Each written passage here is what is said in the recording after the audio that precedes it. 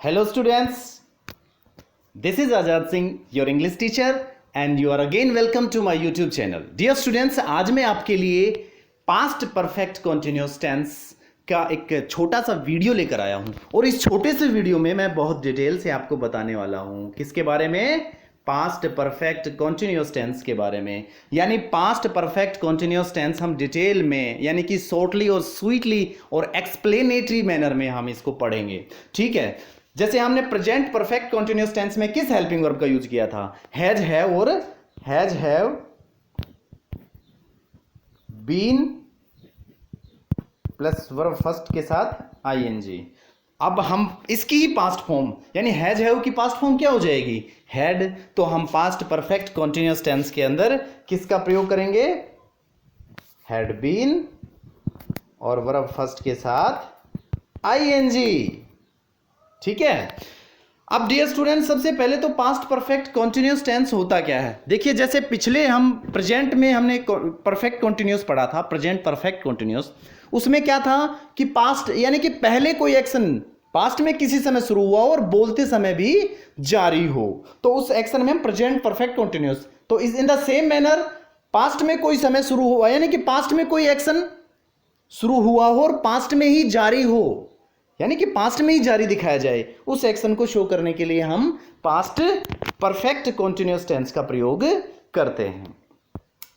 तो इसमें helping verb जैसा कि मैंने बताया किसका प्रयोग होता है, हैड बीन और वर्ब की फर्स्ट फॉर्म के साथ आईएनजी का प्रयोग होता है। तो बाकी के टेंसेस की तरह इस टेंस में भी हम चार टेंसेस को पढ़ते हैं, affirmative sentence, negative sentence, interrogative sentence और इंटेरोगेटिव नेगेटिव सेंटेंस। तो चलिए हम चलते हैं इस पे अफर्मेटिव सेंटेंस के ऊपर। अफर्मेटिव सेंटेंस में सेम चीजें हैं जो पहले हमने करी थी, पहले की टेंसेस में जो हमने सीखा था वही स्ट्रक्चर्स इसमें भी यूज करने हैं। सबसे पहले सब्जेक्ट, उसके बाद हेल्पिंग वर्ब, वर्ब की फर्स्ट फॉर्म के साथ आईएनजी, ऑब्जेक्ट, फिर सिंस या फॉर और फिर टाइम। जैसे we had been living in Delhi since 1987।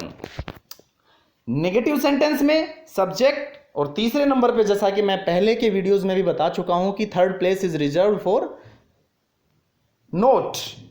ठीक है, subject had not been, verb first के साथ आईएनजी, ऑब्जेक्ट सिंस या फॉर प्लस टाइम।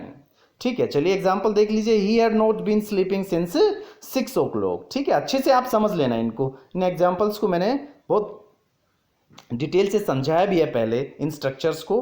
अब बाकी इतना समय देने की आवश्यकता इनको नहीं है। ठीक है, तो नेगेटिव सेंटेंस हो गया है आपका। चलिए इंटेरोगेटिव सेंटेंस पे आते हैं। इंटेरोगेटिव सेंटेंस पे कर लीजिए। इंटेरोगेटिव सेंटेंस में हेल्पिंग वर्ब पहले लग जाएगी, जैसे had plus subject plus been plus verb first form plus ING plus object plus since या फॉर प्लस टाइम, और फिर क्वेश्चन मार्क लगाना ना भूले, it is necessary thing. Had he been learning his lessons for 2 hours?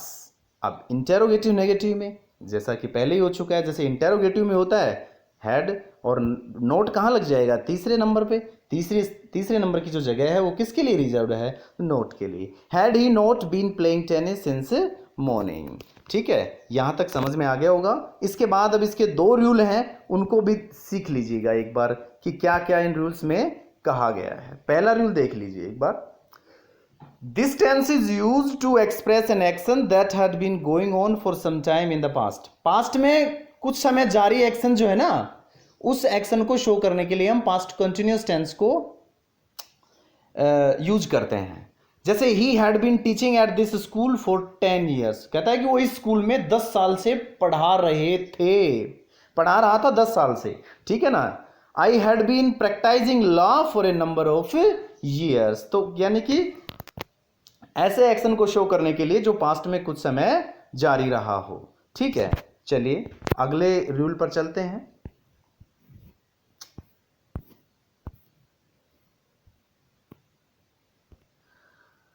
This tense is used to express an action that had been going on for some time before another action took place in the past. यानी main rule तो यही है इसका कि past में किसी दूसरे action के घटित होने से पहले पास्ट में ही कुछ समय से यानी कि थोड़े समय से या कुछ समय से कोई काम जारी हो, तो जारी काम के लिए हम पास्ट परफेक्ट कॉन्टिन्यूस टेंस का प्रयोग करते हैं। जैसे कि ऐसे टेंसेज के अंदर, ऐसे सेंटेंसेज में क्या मिलेगा, व्हेन या बिफोर आपको मिलेगा। ठीक है, व्हेन एवं बिफोर के बाद आपको पास्ट इंडेफिनिट टेंस मिलेगा। जैसे they had been playing football for 3 hours, यानी वो 3 घंटे से फुटबॉल खेल रहे थे। व्हेन आई ज्वाइंड देम, जब मैंने उनको ज्वाइन किया, उनके पास जब मैं गया, ठीक है, उनकी कंपनी में मैं शामिल हुआ। We had been standing in a queue for half an hour before the bus arrived, यानी कि बस पहुंचने से पहले हम आधा घंटे से कतार में खड़े हुए थे। ठीक है, तो बिफोर के बाद क्या आ रहा है, पास्ट इंडेफिनिट टेंस आ रहा है। ठीक है, आगे चलते हैं। My grandfather had been running a business for 30 years before he died, तो बिफोर के बाद क्या रहा है, वर्ब की सेकंड फॉर्म यानी पास्ट इंडेफिनिट टेंस। तो my grandfather had been running a business, यानी एक व्यवसाय चला रहे थे, व्यवसाय कर रहे थे 30 साल से, कब, मरने से पहले। ठीक है, आगे देखिए। तो ये सारे सेंटेंस समझ में आ गए होंगे आपको।